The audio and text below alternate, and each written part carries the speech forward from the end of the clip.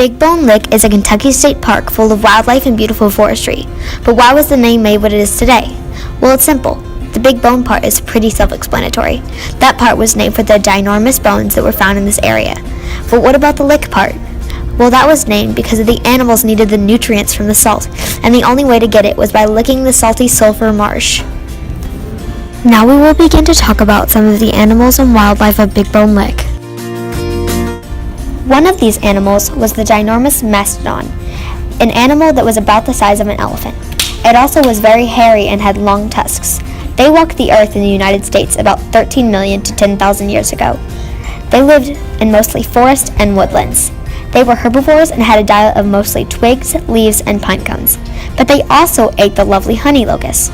Except the honey locust adapted to protect itself and grew long, sharp stems. Here's some more explanation on that. The honey locust's horns are usually 3 to 10 centimeters long. They were used to ward off animals who would eat their trunks.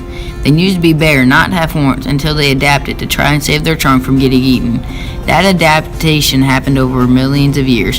When the species that ate their trunk went extinct, they didn't know. That is why they still have their horns till this day.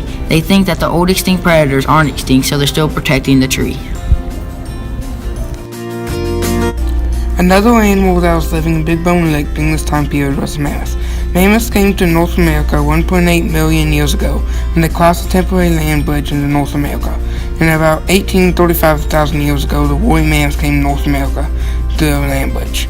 These huge animals were up to 11 tons in weight, could be 14 feet long, and have a 40-inch tail.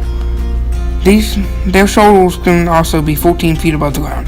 The coat of a woolly mammoth consisted of foot-long hairs and an undercoat of shorter hairs.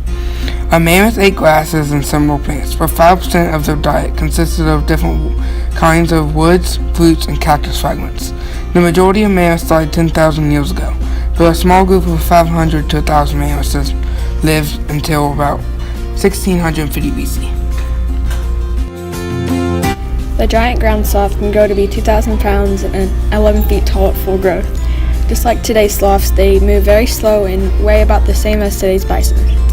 Ground sloths' appetite consists of plants. They have crowned teeth made for grinding or chewing plants. They tend to graze the grass fields just like bison, but also ate meat if there was a shortage of food.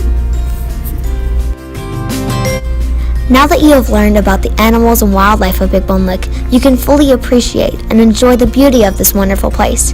But what we have taught you is not the only beautiful aspect of Big Bone Lick. There are still so many mysteries to uncover of this place, and it is up to you to explore more and find out what those things may be.